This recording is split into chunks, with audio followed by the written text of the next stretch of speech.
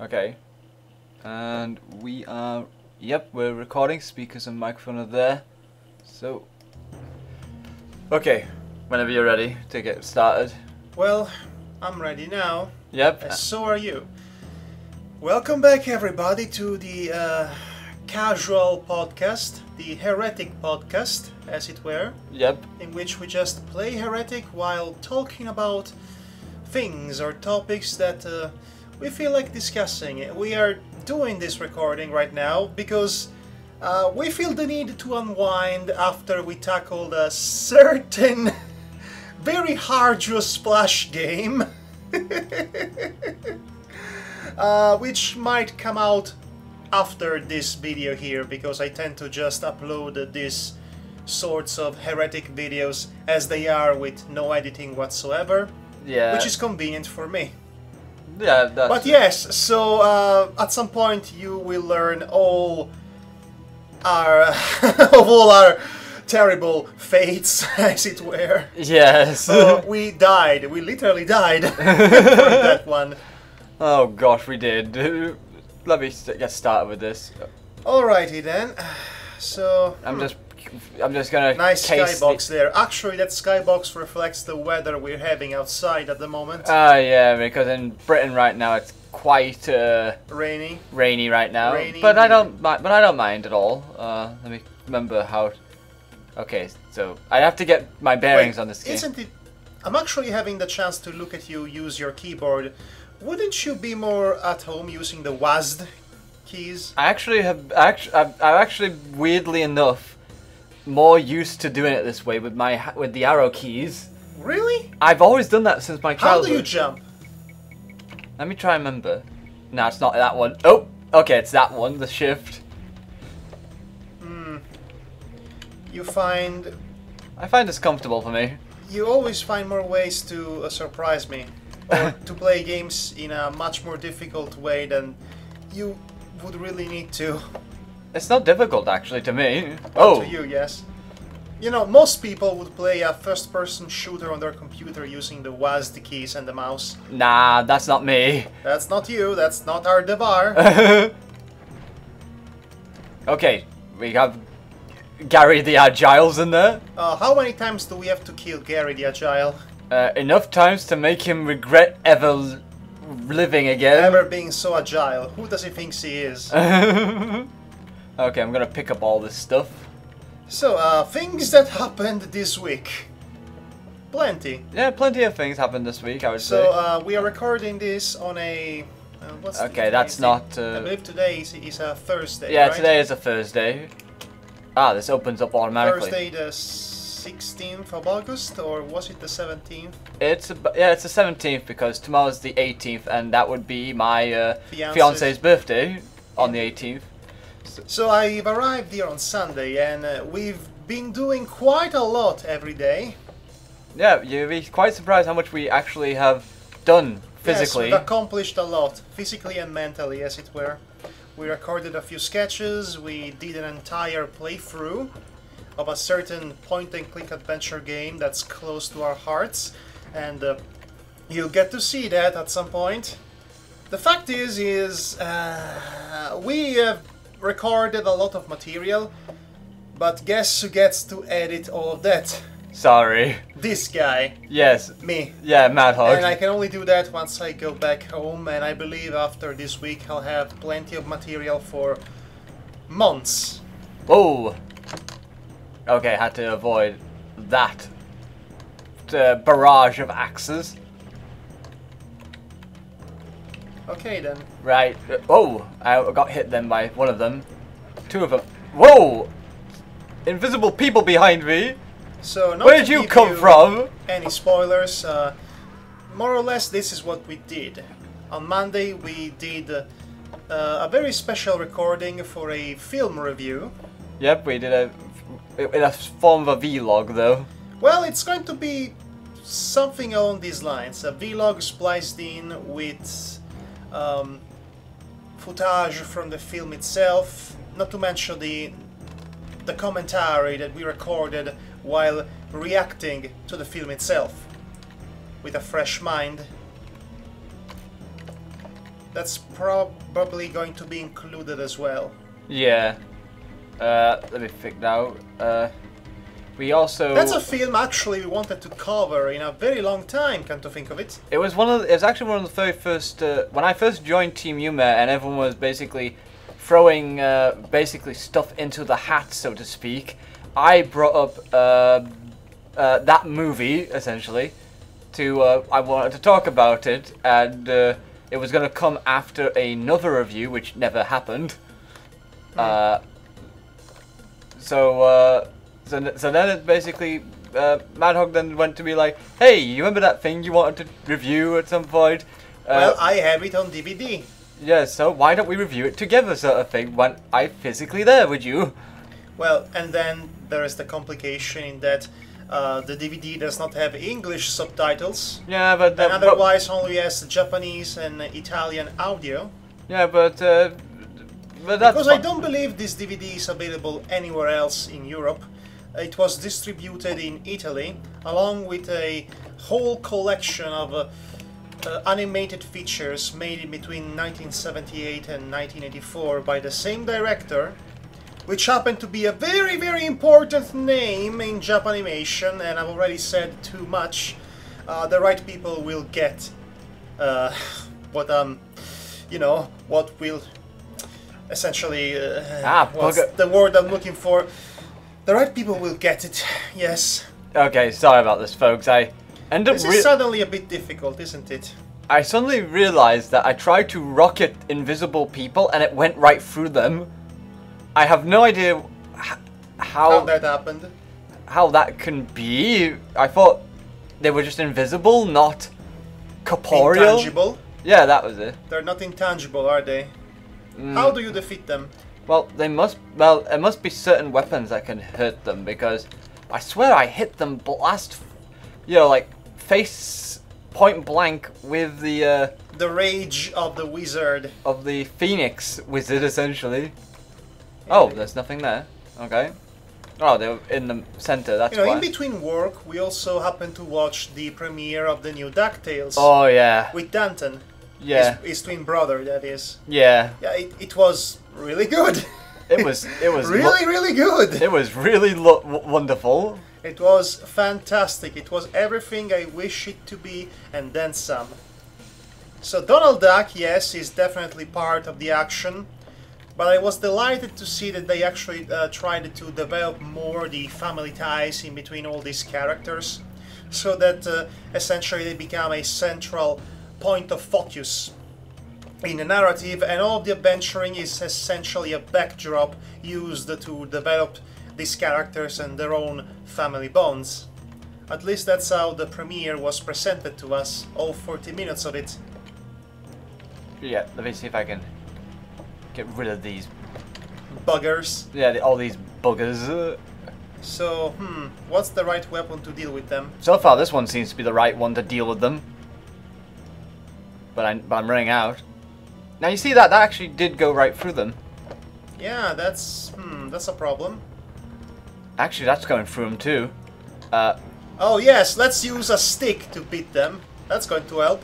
Well, I used my gauntlets. Oh, the gauntlets, yes, the electrified gauntlets. That might be useful. That I've used that on the last. So, do you have to say anything about Ducktales and trying to steer the conversation or something? Yeah, sorry, I was too busy, thinking about this essentially surviving.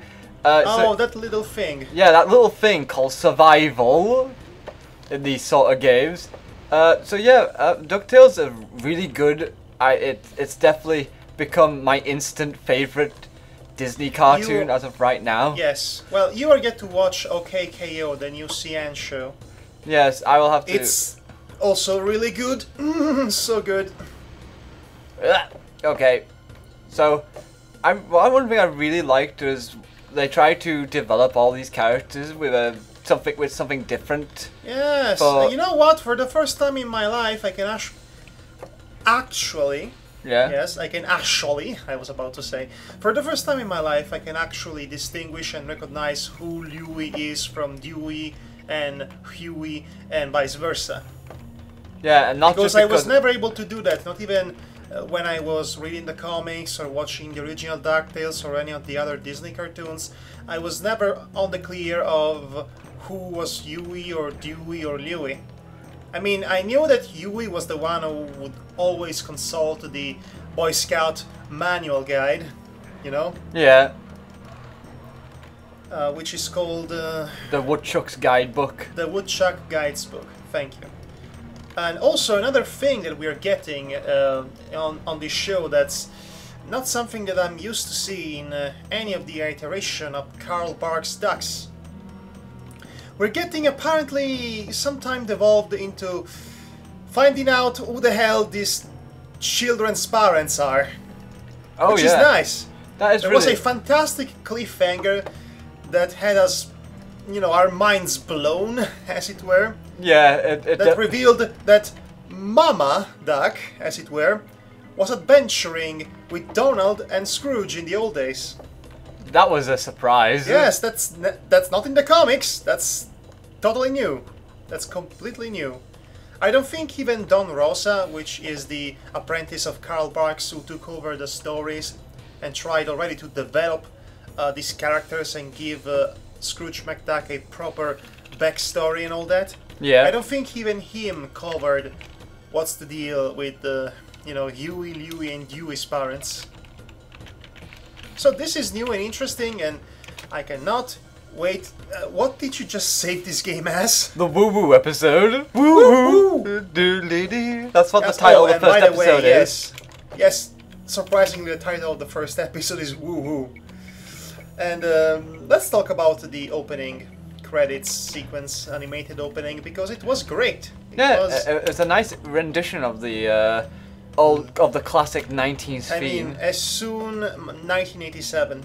Yeah. As soon as it started, we were all singing it, because how can you not?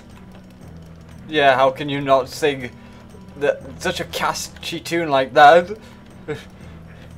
I mean... Life is like a hurricane here in Duckburg. That something airplanes. It's a duck blur, etc. You know it already. You're singing it with us right now, aren't you, folks? You probably are, at least in your mind. Yeah, so okay. it's pretty good. You know, I was not sold initially on the character design. Really? Actually, I went back and forth in between liking and not liking the character design. At first, when I saw the first concept art, I thought, these ducks look like they would in a Paul Rudd-ish Mickey Mouse cartoon. I'm all for that.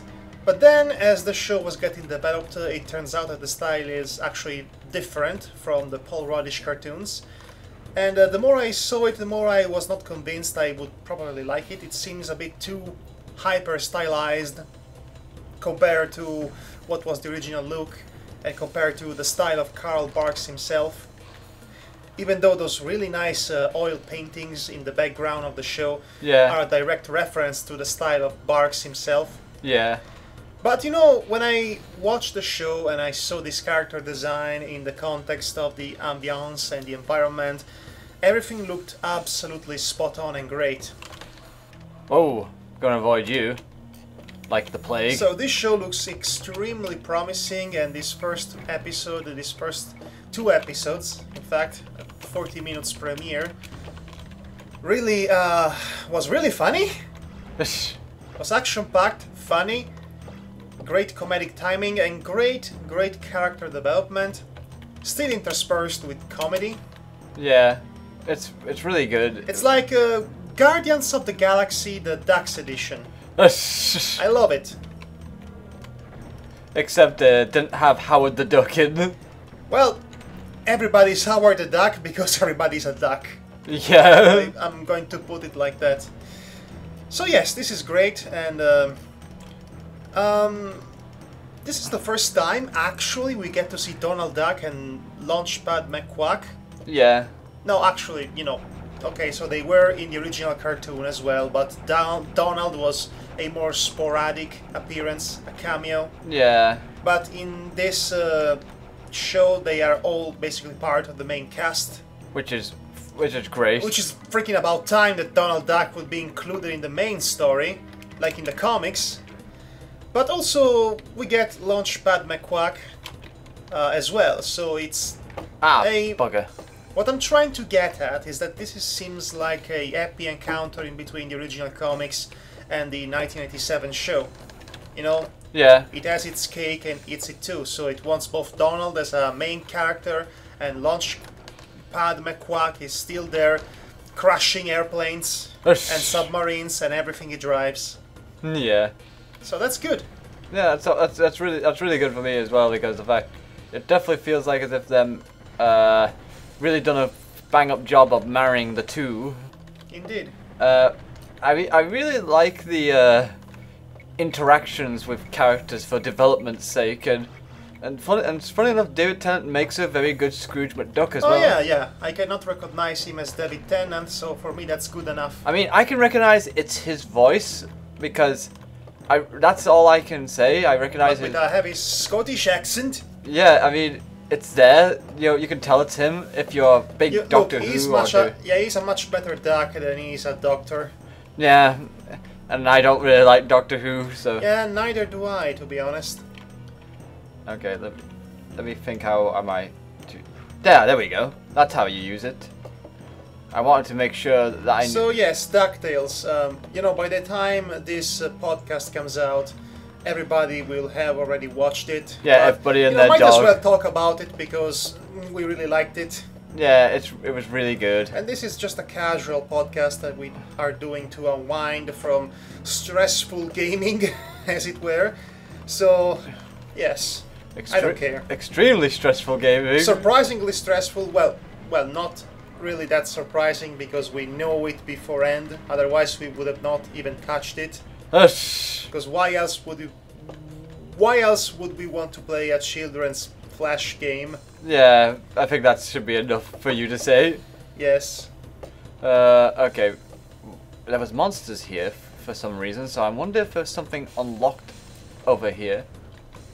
Oh, there is a bit of something. Gary, you've been hoarding all the green arrows.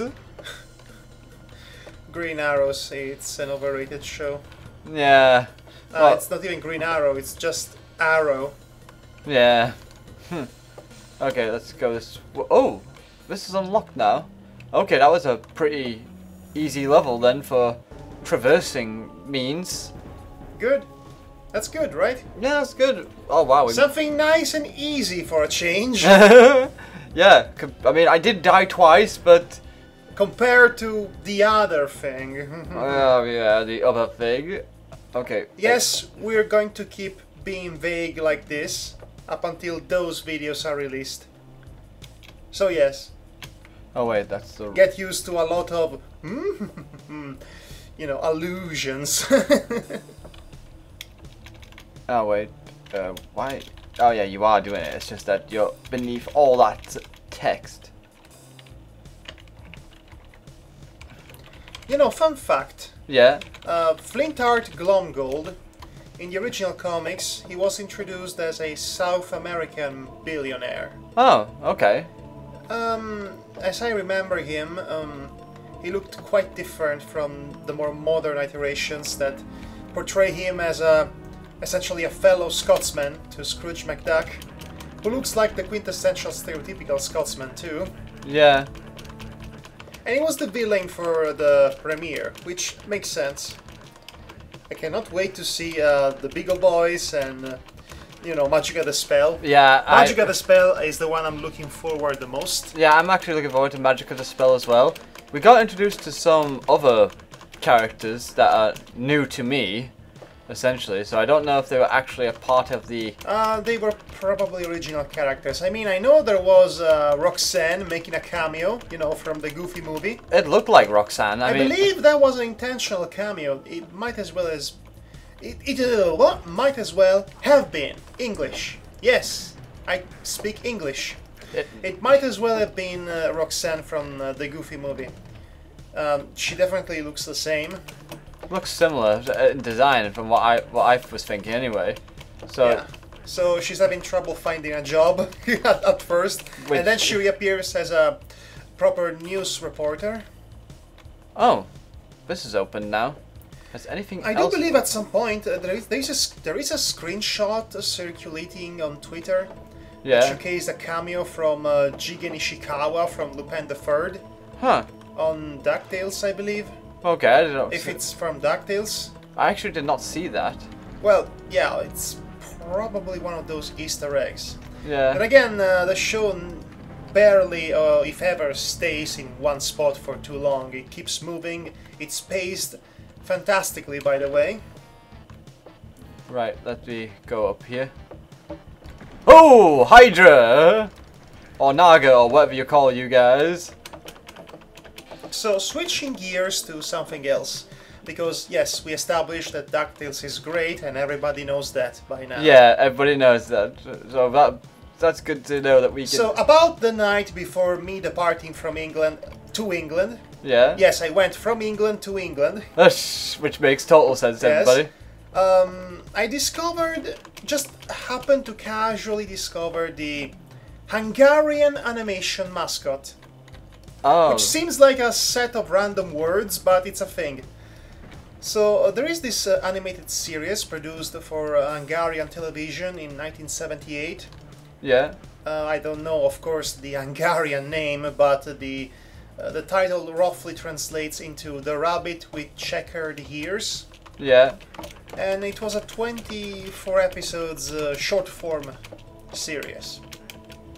And that apparently became an international success that eventually sprouted merchandise. And the fun part of this is that merchandise is not a word included in the Hungarian vocabulary.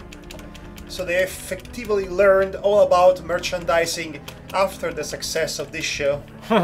Which is funny to me. That's actually funny. But it's also very pure to me because everything about this show, as I watched it, and I've shown an episode to Devar. Yeah, it's definitely... It's like the most cute, most adorable, and most pure thing I've ever seen. And I don't say that lightly. There isn't a single ounce of cynicism or a single ounce of,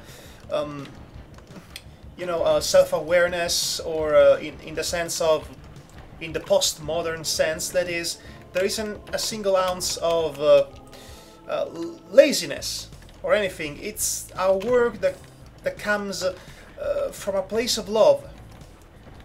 It was created by a famous Hungarian storyteller for children, yeah, Veronica Maker, I believe. Yeah.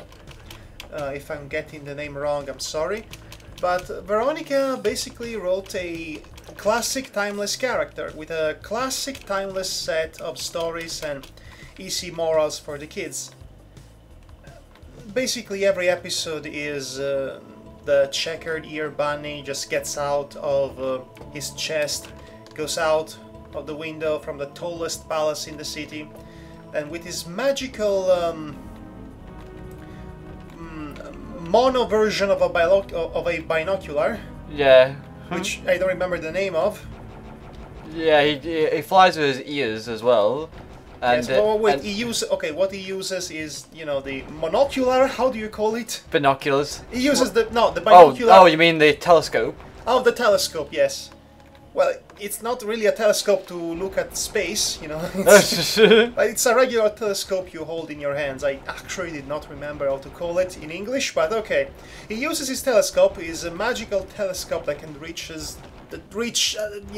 every facet of the world or the city, can basically have a clear view of anything. And every time he spots the same set of children characters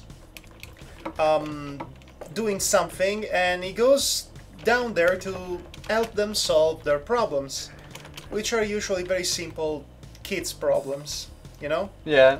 Such as a child who wants to draw flowers, but it never finds a spot to do so because everybody keeps saying to him, "Do not draw on my car!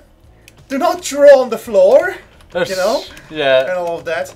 So it's cute and nice like that. And the animation is very limited. It has a UPA limited style to it, and there is a lot of reused animation as well for budget reasons, obviously. Yeah. Like the first and last part of every episode. Basically, the episode begins ends in the same exact way every time. You know, with the bunny coming out of the chest and then going back into the chest. Yes, and all of that. There are some differences on nuances every once in a while, but for the most part, to save on animation budget, it tends to be the same identical opener. Yeah. But that does not detract from how charming this cartoon is. I would have to say the limited animation actually suits very well the tone, the mood, and the style it's going for. It's so cute. It is adorable. It makes me feel warm and fuzzy inside. So yes, that's something that's worth checking out. All episodes are available on YouTube. They do not have dialogue, so you can watch them without any problem. Yeah. They have this extemporaneous quality to them. And I really enjoy them. Yeah, I really enjoyed it as well. But when you showed me it, because it was very simple, and it was very quirky, funny. The rabbit himself is so huggable. Yeah. Oh, and it's adorable. I believe that's where Creme de Rabbit comes from. Because he actually flies using the ears in the same way Creme does. You know, as inexplicable helicopter wings. Oh gosh, I knew you guys would be in there. Let me run for it. Run, so it has a really nice, cute style. A limited animation that suits the style. It is so simple and charming at the same time. It gets repetitious after a while, but again, it's supposed to be a cartoon for small children. Yeah. Again, I've seen plushies of the checkered ear rabbit on the internet. I think one could buy them. I think your fiancé would love them, and you too. Yes, yes, because Madhog ended up finding out that while here that you're a filthy plushie collector. I just love cute things, okay? You creepy, creepy man in his 30s. What? Oh, come on! Okay, I'm just jesting. I have myself a plushie of Rainbow Dash. I have a plushie of Fluttershy, Princess Cadence. You know, I was trying to make you look a little better, and then you sprout this on me. Princess Cadence? Are you kidding me? Well, yeah, she's pretty. That's the worst. I know, but still, I can't help but like her. You know, because she's pink and she's, you know, got love hearts and everything. Well.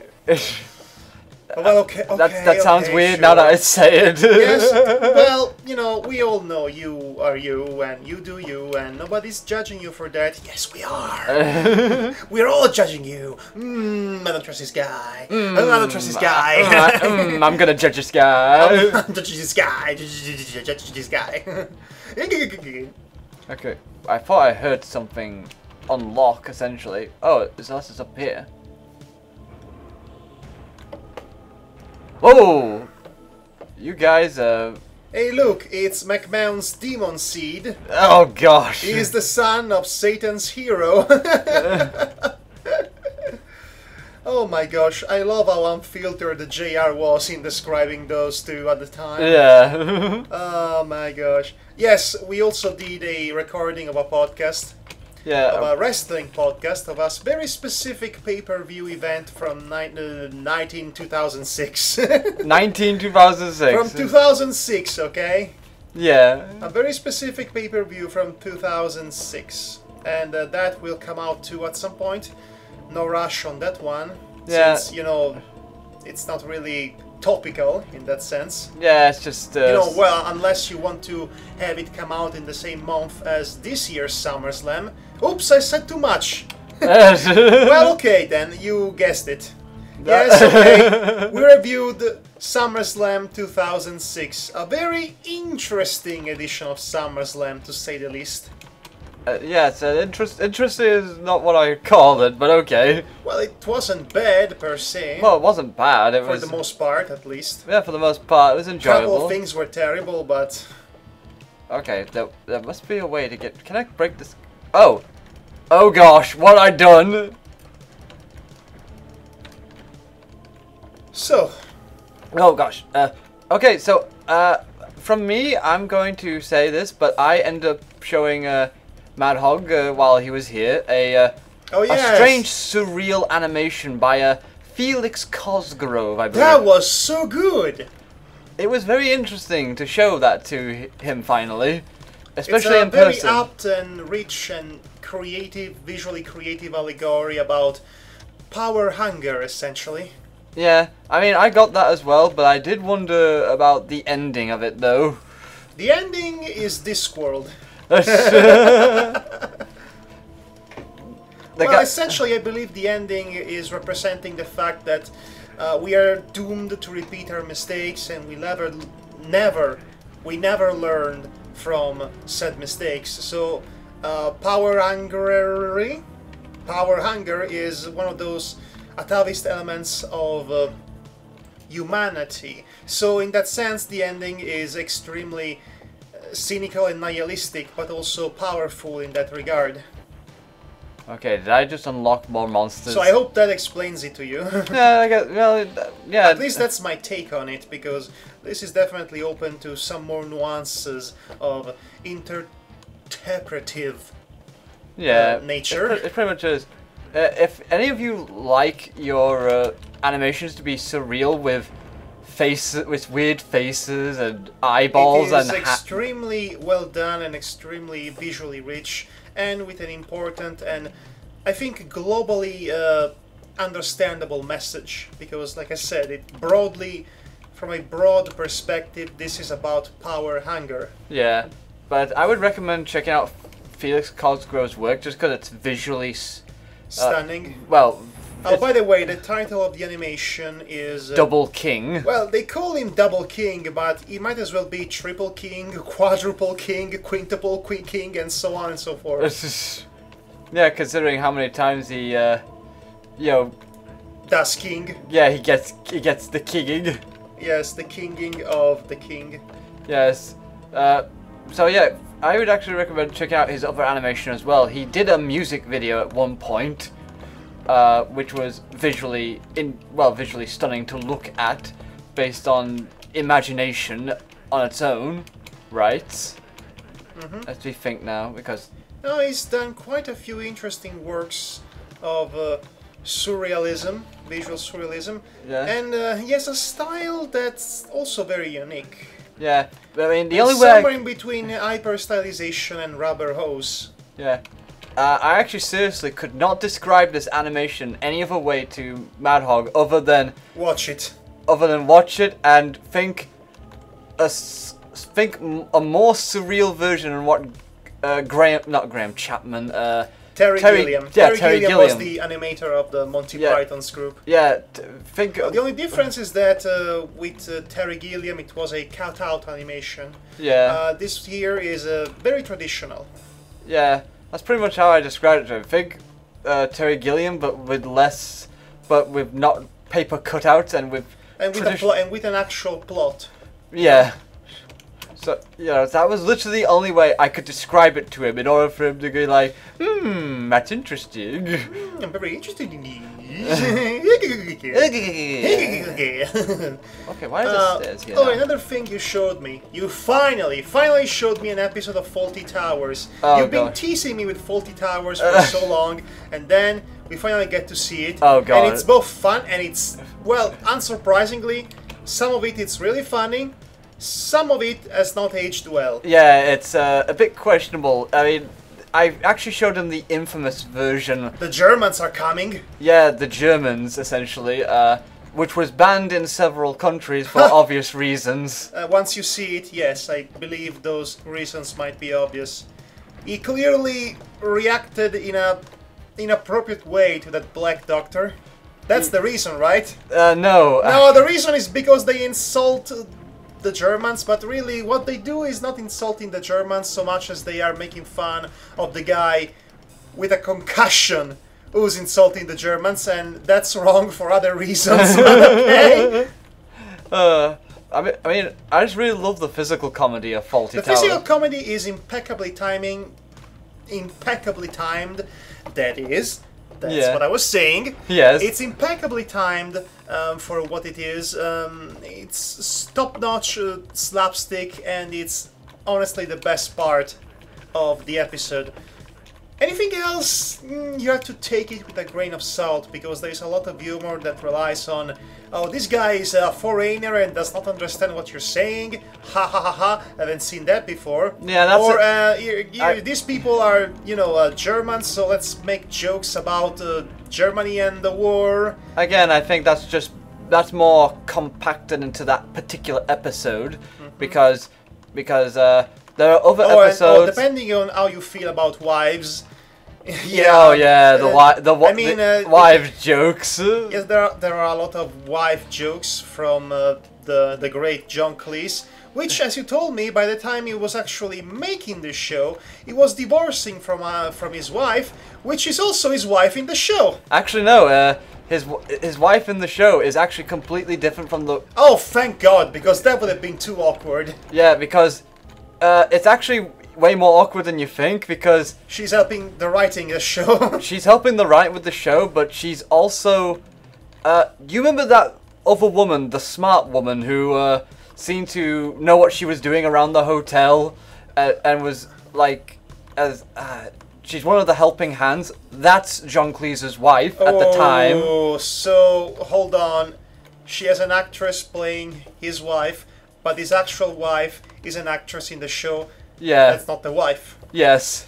Well, okay then, sure. And you know, it seems to me like the production of this show might be more interesting than the show itself. Yeah, because as I said before, John Cleese and her were going through a divorce at the time while making Fawlty Towers. I have a feeling, a sneaky suspicions, that all of those wife jokes have been written like that to be especially mean for a reason. Yeah, I mean, depending on how you feel about it, I mean, it's like it might not be your cup of tea, but well, I'm going to be fair about it. Yeah. Both him and his wife, as in the characters in the show, are quite terrible to each other, so they deserve each other. So I guess that justifies all the jokes that are said at their expenses. Yeah. So it balances it balances itself out in a way. I mean, there are other episodes that I'm pretty sure don't make fun of foreigners, though. I think it's only encapsulated by that. Yeah, you know, there is that one character, I think he's Spanish. Oh, yeah, Manuel. Yes, all of the jokes about him not understanding what John Cleese is saying. Excuse me, folks. Sorry about this. I have this. Who's calling me? Oh, great. Distract. I have to tell a message to somebody. Sorry. Well, okay then, folks. This is usually what happens when you are recording a podcast in the middle of the afternoon, and not in the middle of the night, when nobody would call you, essentially. This is not going to be cut away, by the way, because this is going to be uploaded as it is, so we're going to be keeping this interruption in. Yeah, sorry about this, folks. This is the unwinding, unprofessional, casual podcast of Heretics, so who cares about that, yeah? I hope that song doesn't get us copyright striked, because that Well, if it does, I believe I can just remove it manually. Yeah, please do, because, so, who cares? Just so everyone knows, that was the intro theme to Undo Your Tree by Sonata Arctica. Sure.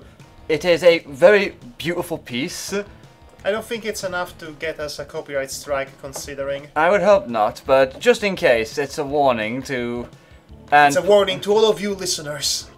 Don't have Sonata Arctica. Don't set it as your ringtone. Yes. I should really use the Bomb of the Ancients more often. I actually didn't bother researching any of these items or what they do. I don't think it even matters. They actually make things 10 times more easier in certain cases. Like these healing items, for example, which are the med kits.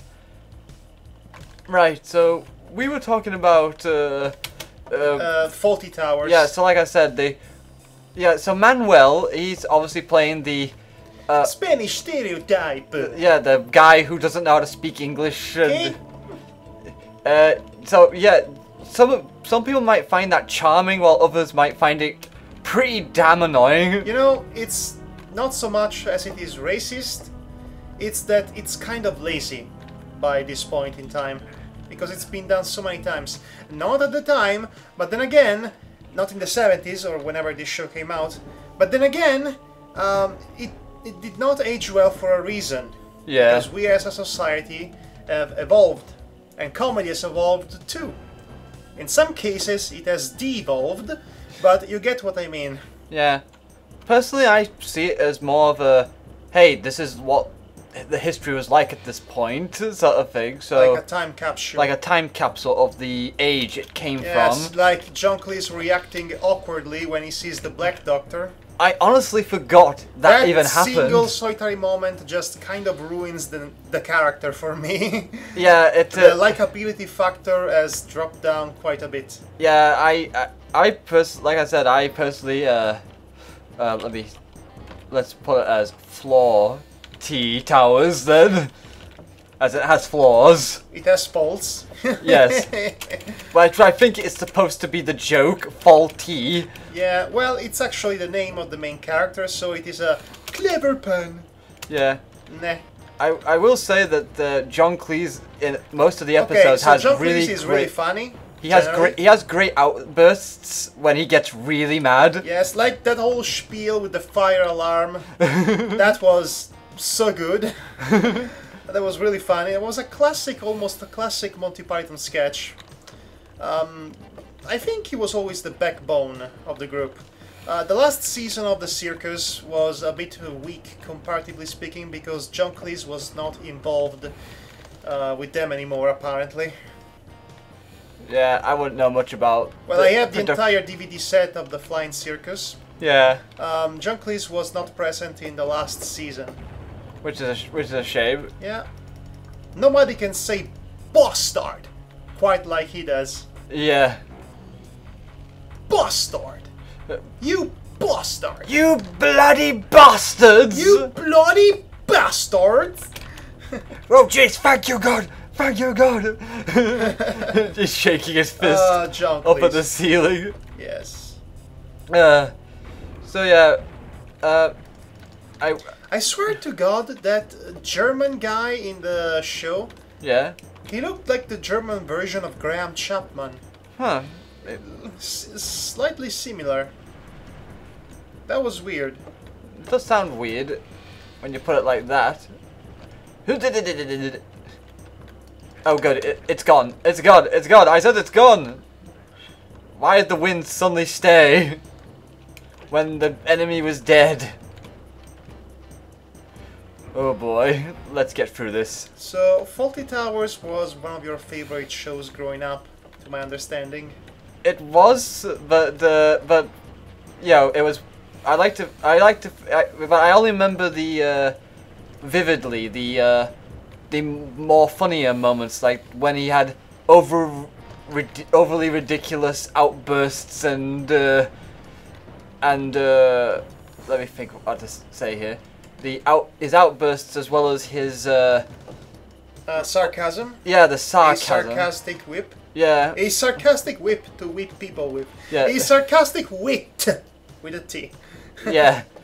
The wit had a T in it. You know, I don't know how many times I said this, but I really hate it when I'm not edited, because I tend to fumble upon words so often. Yeah, same here.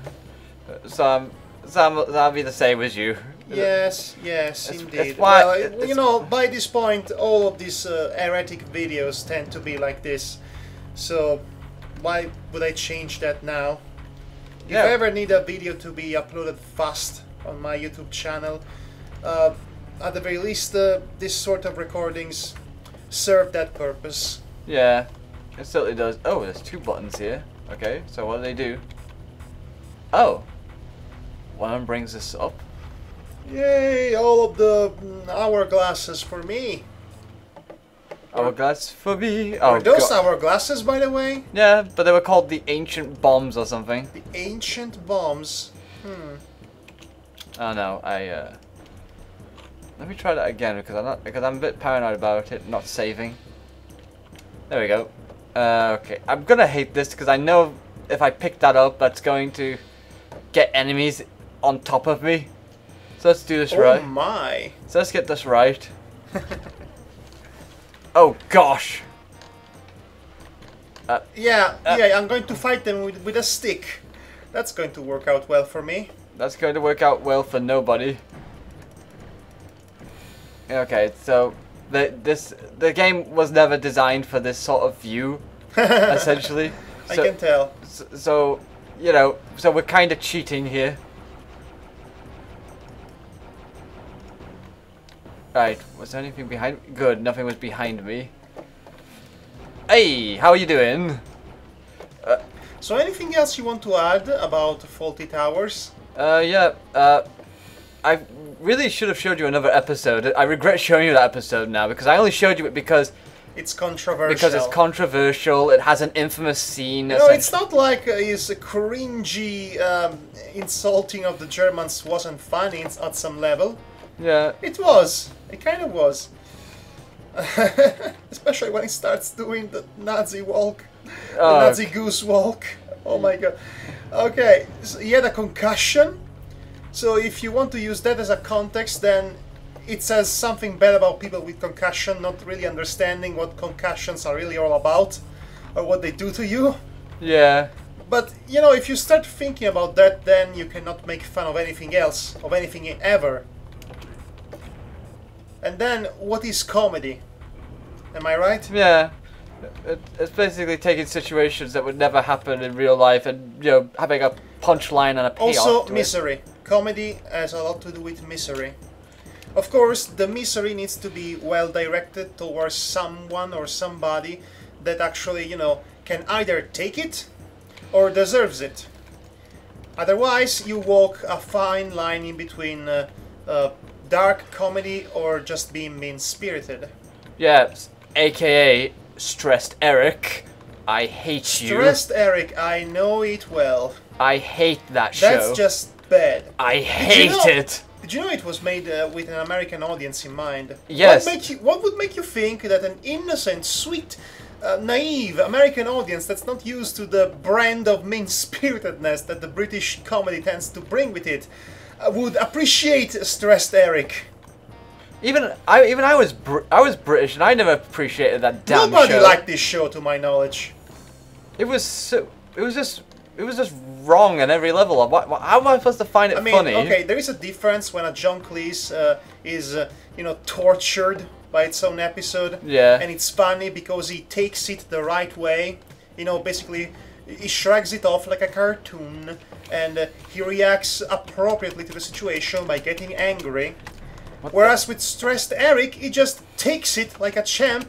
He doesn't really complain. He's just everybody's punching bag, and he suffers for it, and the injuries stay with him. So that's the difference I was talking about. Actually, Fawlty Tower presents a perfect example of how to do this comedy right.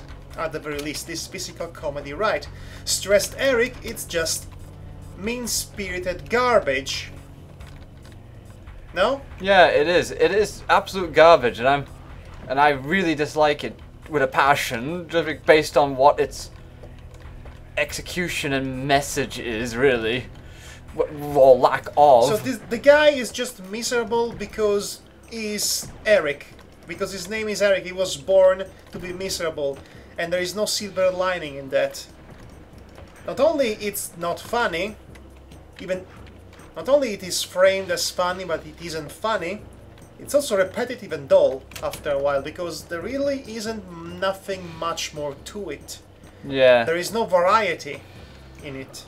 Yeah, and so it's a bad show from every conceivable angle. And anytime they even bother to make it look like something good happens in the show, it actually ends up coming full circle to make it absolutely horrible to Eric again. He doesn't deserve it, and he gets it anyway, and we are supposed to be laughing at it.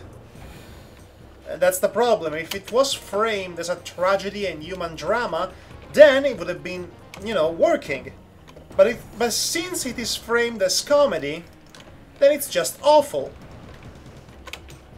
Context is everything. Yes.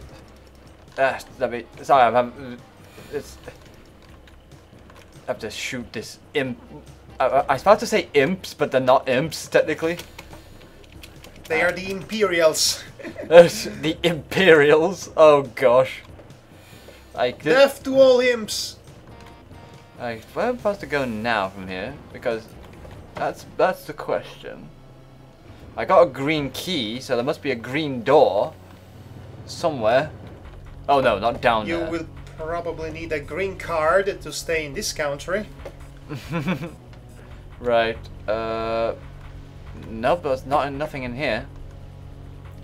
I guess I'm gonna have to. So yes, for all of its faults, Yeah. Fawlty Tower is funny occasionally. It is funny, especially if you get the right episodes that you're looking for. Yes, I don't expect every episode to be good or brilliant. There is always a, faulty one. Every once in a while I'm going to milk this for all it's worth. I will say this, there is one episode that I find funny, just because of one scene. Basically, it's a scene where Basil Fawlty basically he's trying so hard to get Peking duck to a guest who wants Peking duck. Peking duck? Yeah, it's a type of fancy dinner essentially. It sounds like a dinner for somebody who will be picky about it. Yeah. So essentially, this one guest wants Peking duck, and the chef is absolutely sozzled, as in he's drunk, and he cannot cook beyond any hope imaginable. So, it is in vain. Basil decides to go out to buy Peking duck from somewhere else. I hope he fired the cook. I don't know if they even came back or not. Oh, there was a teleporter here. That will help, I think. Or does it not help me at all? And so at some point he got this Peking duck. It failed because by the time he got back to the hotel, an accident happened with the Peking duck that made him put it on his foot, and he was walking with a Peking duck on his foot. Oh, that's not the funny part that I like. The funniest part about all this is when he goes back again to get the second Peking duck. Kind of spoiling all the best jokes, though. Yeah, true. And I will show you I will show you personally the ultimate outburst I feel he has with a certain thing that fails him in that episode. If you want to talk about really good rage outbursts, Yeah. you have to include Duckman in the conversation. Oh yeah, Duckman. Wasn't he created by the same creator of Stressed Eric and Rugrats? Oh, was actually, it? I actually don't know. I would have to look that up. Yes, but the one who was playing as Duckman was Jason Alexander of Seinfeld fame. Yeah. So basically, it was like having Jason Alexander from Seinfeld, except much more unfiltered and much more unleashed, as it were. And it's glorious. Okay, I'm wondering where I'm supposed to go from here. And I've only had limited experience with Duckman. Should go back and watch it. There even is an adventure game of Duckman. Oh, I actually did not realize that. It was made by Crystal Dynamics, the same guys who made, Blazing Dragons. Oh. Oh, goody. We looked that up at some point, I believe.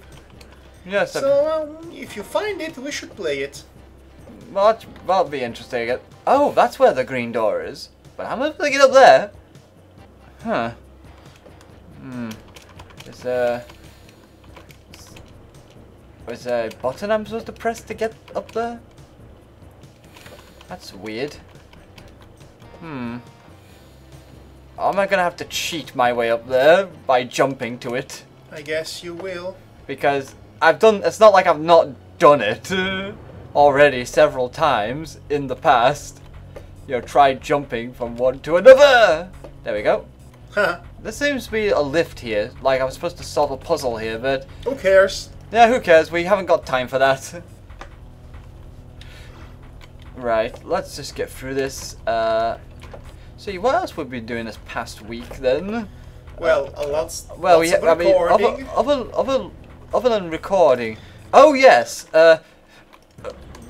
Madhog decided to treat me to one of his Italian dishes, though. Oh yeah, so essentially what happened is that I decided on the spot to come up with a new dish, a new pasta-based dish, fusilli to be specific. Yeah. Because his father actually thought, I'm going to buy this huge bag of fusilli because we have an Italian guest.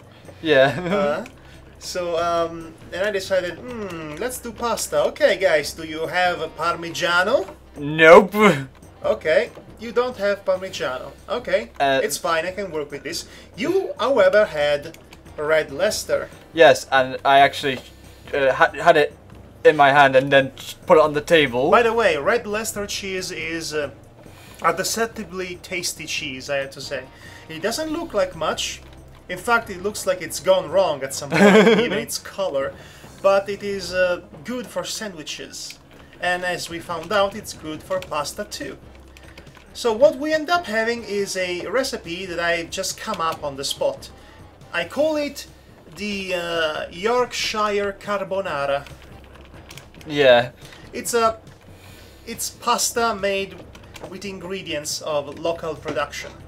So we had Red Leicester. Yeah, sprinkle all over the pasta. Oh gosh! We had the locally produced butter. Yeah, which is Lurpak spreadable in this case. Yes, a spoonful of oil. Yeah, sunflower oil. Well, because they didn't have olive oil, these, healthy Nazis. These elf Nazis. Anyway. I remember your exact line was, okay, if you want to live healthy and not... live happy. How's that for a play-by-play, Ross? I actually did genuinely like you saying that line. It made me laugh. It was a good line, surprisingly. Right. So, and all of that. We also add the bacon to the concoction. Because why not? Because it's Yorkshire, you see. Yeah. So we had fusilli with butter, oil, Red Leicester, and bacon. And it was surprisingly decent. Yeah, it was.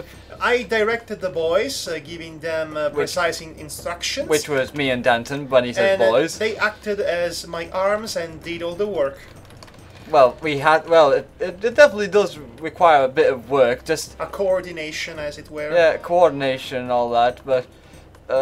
I mean, one person could probably do it on their own, obviously, it's just yes, that... well, once you know how to do it. This was our first attempt at it, and it was a rousing success, apparently. It was a satiating and filling dish. Yes, it was so filling, the dish, I could not eat. To me, that was actually very light. I can imagine that being light for you. To me, it was quite a lot to eat. I've seen what your lunch entails usually. Which is a couple of chocolate chips. And that's about it. Chocolate biscuits and chocolate bars. There's nothing wrong. What a nutritious lunch, everybody. It's nice. I mean, I have a big dinner afterwards.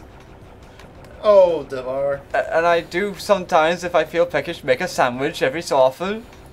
Oh, Devar. What? Devar. You make it sound like it's a bad thing. Some would say it is. But anyway, this was good, and we're going to have to try and do this dish again. Except this time, I want to go one step beyond. Yeah, he wants to add the yolk, essentially, to... the yolk of the egg. Yeah. Yes. Because to give it even more taste and coalesce all of the ingredients together much better. Yeah. And apparently, magic happens. It's not magic, it's science! It's culinary science! Thank you very much. I know, I'm just joking with you. Oh, you big jokester, you Yeah. you British Yorkshire man. Yeah. By the way, Devar is really skinny up close. Yeah. You should have heard Madhog when he I was saw me. genuinely frightful for your elf. I know I am not exactly the most elfy looking person. I'm on a diet. I'm actually quite huge. But when I saw you, my gosh, I feel suddenly so much better about my physique. There is such a thing as being too slim for one's height. Yeah. And Devar and his brother are fitting the bill quite eerily. Oh, that was down for a reason. Let me see why that was. Was it because I did something in particular? Was it something to do in here? Well, apparently it was. Either that or... So I actually sent pictures of our dish to Messenger to my family and friends. They are not publicly available. Yeah. I don't post on Instagram, by the way. That would be just so arrogant. But yeah, so, you know, for a first time ever in which I concocted a new dish, I think this was a positive and encouraging result. Yeah, you were channeling your grandmother there. Yes, my grandmother has been doing the same dishes for years, and we are kind of used to those. So this was completely a new venture for me. Yeah. It was definitely an interesting experiment, and I would love to redo it. Ah. Maybe tonight, huh? Yeah, well, actually I'll be having something else for dinner tonight myself, along with the missus. Well, okay, then how about the last night before I depart? I think that'll be doable and thematically thematically appropriate, yes. Because, you know, why not? Because why not? Because why not? I mean, you know, because you don't really need a reason to do things like that. Give me a reason. Right, let me just, explode these gentlemen. At least they don't have any long-range ways to attack me, so that's a good thing. Can I get into this place, or is it... Nope, it's completely barred from me entering. Drat. Double and triple drat. I am like a... Okay, I can go back down there when any time I would want. Okay, actually, let's grab all these things down here and see what we can... Yep, the Tome of Raven, or whatever you call that. Let me think now. What else we've been doing this past week? Oh, but that's not been work, essentially. Because... Well, it's mostly been work, to be honest. Yes, we have long and nice walks in between his house and my hotel. Yeah, it's a pretty easy 10-15 minute walk, essentially. More or less.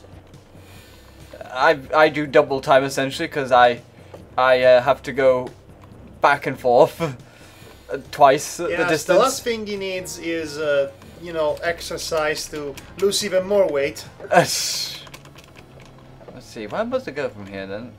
Unless there's something else has opened up now, but so far I've not seen any evidence of this yet.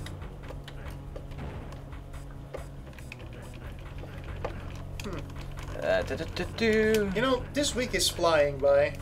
Yeah, it is actually. I'm going to be sad when we cannot do this in person anymore. Because, you know, I noticed there is a added advantage in doing this types of recordings in person. We tend to, you know, talk over each other much less because we can actually read each other's, you know, physical language. Yeah. As it were. So there is much more chemistry in that regard. I believe that comes through when we do our vlogging and our podcasting and whatnot. Ah, this is what I was looking for. Ah, there's buttons here. So yeah, you probably will notice a difference in that regard. I think that certain game that we played that was really hard, we actually took turns into playing it. Yeah, which is an added bonus, essentially. Yes, and honestly I think that made this a much better playthrough than our usual ones. And anything else we do afterwards won't be as good. That is a sad realization, actually. Oh gosh!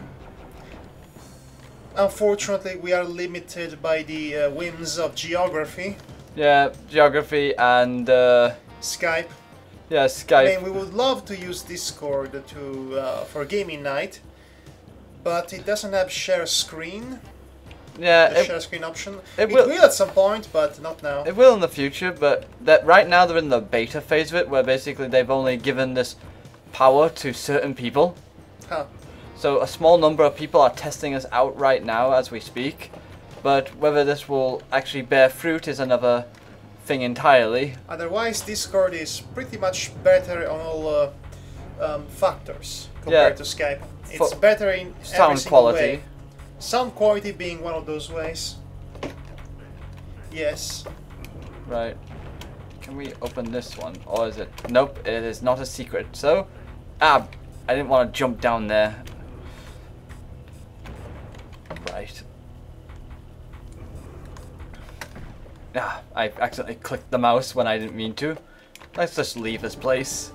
Right, I think this does it for a casual podcasting. Yes, you know? I think it... Very casual podcasting. We talked about things and it's going to be very unpolished and who cares? I don't. Do you? Not really. Yeah, I mean, we wanted to relax and just talk about stuff, and we wanted to make it into something that we could publish, so that we don't waste any time. Let's just get rid Right? of this. Yes. So this, it's killing 2 stone birds with one fiery, magical crossbow, I guess. Oh gosh, I didn't realize that I would gain the ire of the demons this way. So you might as well save now. Yes, I'll be saving once I get rid of this particular demon. The demon seed, the son of Satan's hero. Okay, I think we can just save right here. I'll save here. What will you choose as a title for this save game?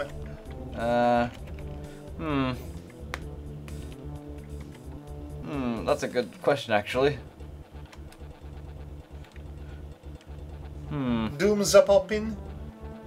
Might as well. Doom's a poppin'.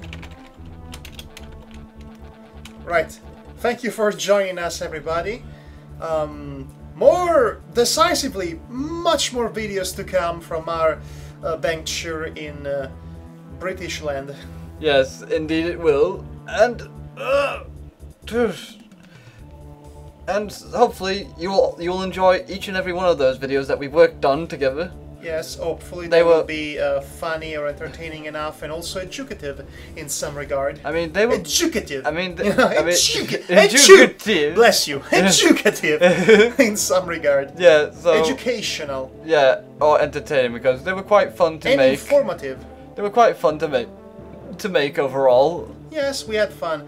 It's going to be decisively less fun to edit, but yeah, guess who has to do it? This guy. That's par for the course, sadly, when you editing things. Yes. Anyway. Well, okay then. Thanks for coming. Yeah, thanks for joining us, and have. I'll be seeing you soon once I come back from this place. Yeah. So we'll see you guys another time. Take care. I miss my food.